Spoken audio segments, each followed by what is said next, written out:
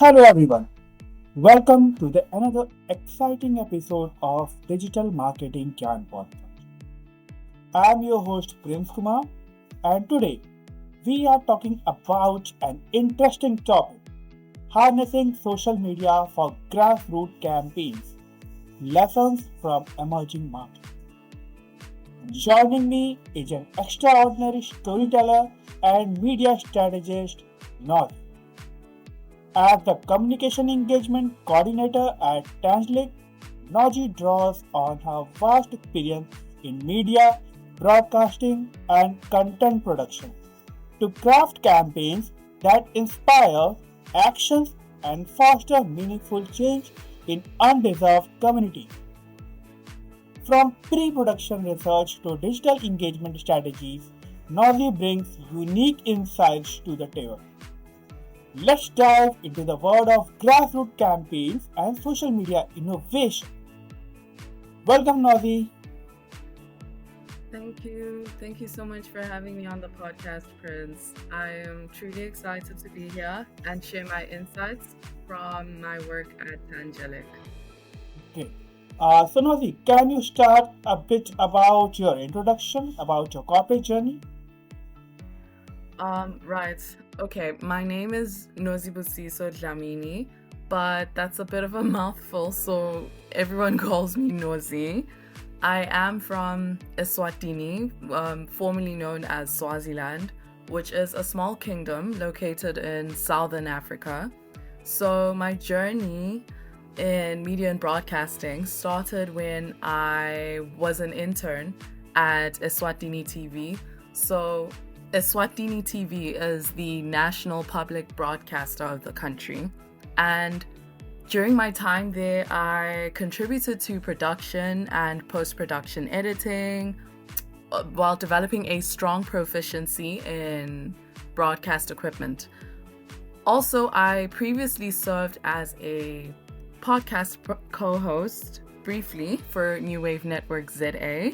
It was a podcast focused on pop culture and technology updates, and with New Wave Network, I curated engaging content and managed social media strategies to expand the network's reach. So I have a bachelor's degree in filmmaking and broadcasting under the Faculty of Communications, and one of my absolute favorite aspects of filmmaking is script writing, because I love crafting narratives that not only engage but leave a lasting impact on audiences.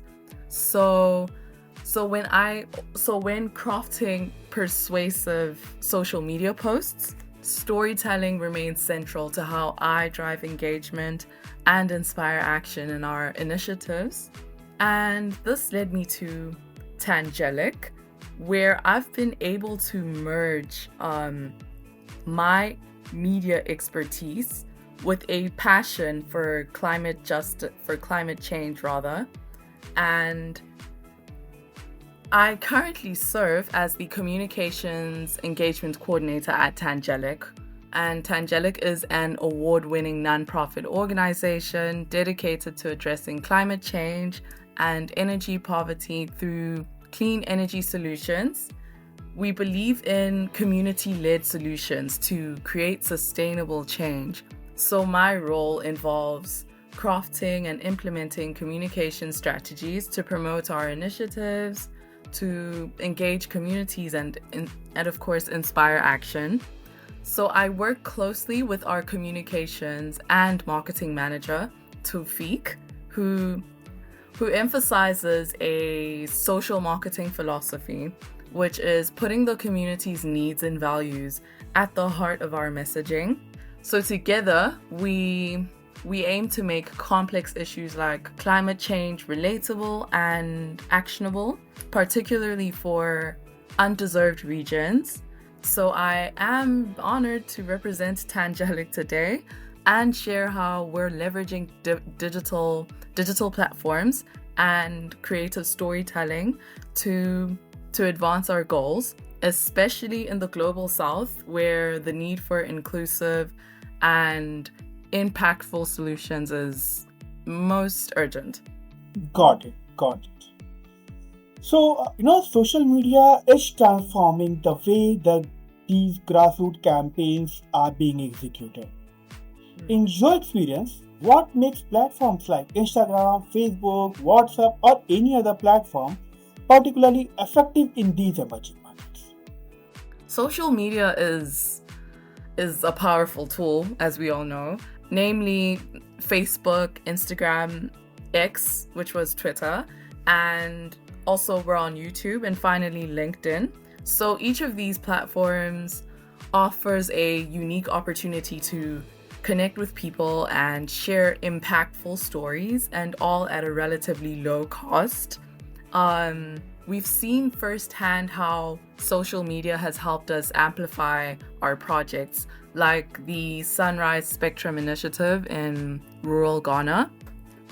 This initiative brings solar power and clean cook stoves to underserved communities, so changing lives by addressing energy poverty and its ripple effects on health, education, and economic growth.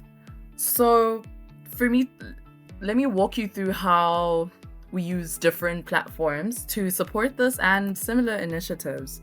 So Instagram is all about the visuals. It's like a picture video platform. It's a visual first platform. So it's the perfect platform to showcase the human impact of our work. And it's very ideal for storytelling. Actually, even in communities with like language barriers. Because, for example, we posted a short reel of Amma, who is a young girl studying under solar lights provided through the Sunrise Spectrum project. And that single post, accompanied by a heartfelt caption about how solar power fuels education, helps us spark something in the hearts of our audiences. And now using Instagram Reels to highlight key moments like a family switching on solar lights for the first time in their home is great for audiences with limited screen time or short attention spans, which is something that a lot of us suffered from, and I personally blame TikTok, but that's just my opinion. Not to forget that simple and relatable imagery resonates across diverse demographics. So moving on to Facebook, it is our go-to platform for fostering a sense of community because it is a community-driven platform. It's ideal for building relationships for a broader audience compared to Instagram because it has a mix of longer text, images, videos, live streaming features, and now it has Reels too. But so it's perfect for creating campaigns that engage a wider demographic. So we have used Facebook to connect with local leaders and volunteers for the Ghana Clean Energy Entrepreneurship Incubator, which is GCEEI for short. And I know it's a long name, but yeah, and this is a project about empowering young Ghanaian innovators with the skills and expertise and resources needed to launch and grow a successful clean energy business. So in addition to that, we will be advancing gender equity by actively promoting the inclusion of women in the clean energy sector, which fosters equal opportunities for leadership and success. So Facebook provides a space for sharing updates and celebrating milestones together that we can also post on our actual Facebook feed. And Facebook works in emerging markets because of its affordability and accessibility, especially Facebook Lite. I don't know if you've heard of it, but I'm sure it is what I personally use as well because it is more affordable and efficient for me. And I've noticed, or I've learned, that it is the same for most people located in my region. So this makes Facebook widely used even in regions with limited internet connectivity. Then regarding WhatsApp, it allows for more personalized communication and mobilization. It allows for us to directly communicate with community members in a way that feels more personal, because its simplicity and widespread adoption in emerging markets make WhatsApp a practical tool for reaching urban and rural audiences alike. Furthermore, Twitter, or X it's more ideal for short, real-time updates and conversations. So it is great for spreading awareness and amplifying your message. So sharing concise messages and links to our articles proves to be effective for this platform, as well as, of course, using trending hashtags to gain visibility. And so in summary, social media has really transformed how we connect with communities, how we connect with donors and partners. So it's really not just about broadcasting a message. It's also about creating a dialogue and building a movement. So at Tangelic, we believe that every like, every share and comment brings us one step closer to eradicating energy poverty and building a sustainable future, of course. Got it. So Nozi, since you have mentioned about these platforms out there, can you also help us understand, like in these countries out there, what type of contents, like they generally prefer a kind of short videos which is being trending all over the world, or they kind of leverage long form of video which is more into the storytelling things, or they generally look for creative or any other format of content? We use images. We collect images that are related to the communities that we're working with, for example, the community in Ghana. And we like to create individual stories in relation to the images and videos that we use, about how, for example, a teacher who can finally conduct in evening classes because now his school has solar lighting now. And so we create short reels for Instagram and for Facebook Reels, because Facebook now has that Reels feature, which is relatively still new. And for a platform like LinkedIn, which is LinkedIn is for more professional updates. It allows for longer written texts as well to communicate with our audience on LinkedIn. And with YouTube, we are working on longer forms of content, because that's what YouTube YouTube is mainly just a video platform, and we are working on creating longer video forms to upload onto YouTube.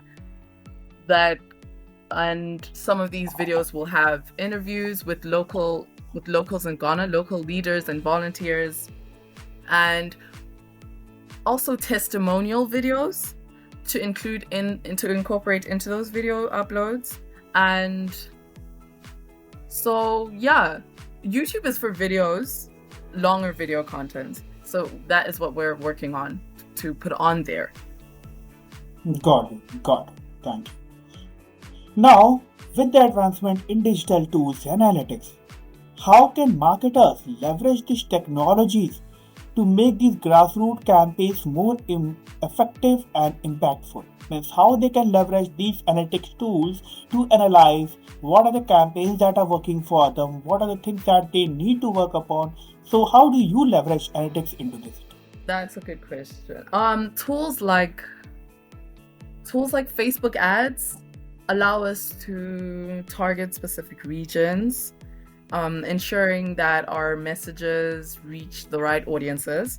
And similarly, with platforms like Canva, enable us to create professional visuals without large budgets, for like YouTube thumbnails for our videos, or just graphic design for our Instagram picture posts. So then we also monitor engagement on Meta Business Suite and Google Analytics to see what works and refine accordingly, because we like to use our data-driven results to determine what would work for our next set of posts for a campaign. Because I think I mentioned before, for instance, we noticed that posts about individual impact stories performed better than data-heavy posts. So we are adjusting a strategy to focus more on storytelling. And yeah, recently we have explored AI-generated content to enhance efficiency and whilst maintaining quality. And we're also going to make use of audiograms for increased social media engagement. And audiograms are actually really easy to use. They turn passive audio into engaging media, so it can stop users from scrolling on their Facebook feeds and on their Instagram reels. And we understand that it is important to make sure that the first 5 seconds should really grab the attention of the user that is, Definitely on our page. Yeah. So yeah, they're handy because repurposing existing content, such as our campaign messages, makes them resource efficient. And we will also announce upcoming community workshops in Ghana, for example, with the event details and a personal invitation from one of the team members here at Tangelic. And of course, not forgetting to include a call to action overlay, like donate now, quote unquote donate now. And then my favorite audiogram software to use is Descript, because it's the easiest for me to use so far. And so audiograms are great for impactful bite-sized content. Of course, there's others like Headliner and I think Wave, but I have not tried those, so I can't speak about those. And so yeah, in addition to these, we maximize the utility of every piece of content by repurposing it. And so a single blog post might become an infographic, a video, and a series of tweets. So these tools help us to maximize impact while staying in resource constraints. So, with this, emerging markets often have diverse and fragmented audience. How do you use these storytellings and media strategies to effectively engage such varied demographics? So I think this is about deeply understanding the different audiences, like lived experiences, values, and context. And each culture has different aspects of marketing that resonate more to these varied audiences. Mm-hmm. So okay, when I moved to North Cyprus to study filmmaking and broadcasting, to begin with, I didn't even know that I would be moving to a North Cyprus, because I think the whole, not that I think, the whole time I believed I was flying to Cyprus, like as one island. So it was upon my arrival that I learned that Cyprus is actually divided into two, and that I was on the Turkish side, the Turkish territory. And it was a huge shock for me. I thought I was still in transit, or I thought maybe I got on the wrong plane. But yeah, so it was a bit uncomfortable initially, until I studied about the island's rich history and how the island formally divided into two, I think way after the Ottoman era, somewhere in the 1970s. Of course, I am still keen about exploring the culture in the actual Republic of Cyprus. Okay, no, sorry, not actual. Let me just say South Cyprus, where I believed I was actually headed to initially. But otherwise, okay,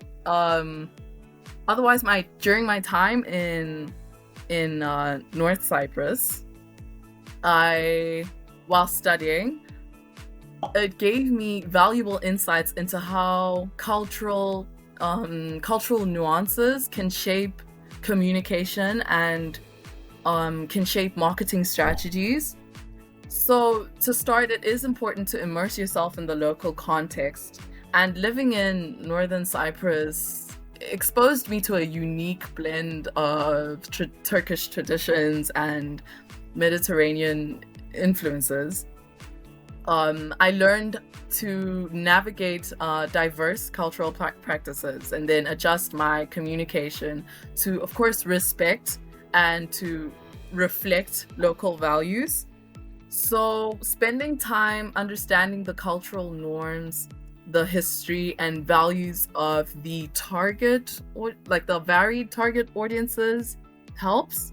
And this could mean attending community events or working closely with local partners, like we do with the Green for Change Ghana, our principal partner for the Sunrise Spectrum Initiative.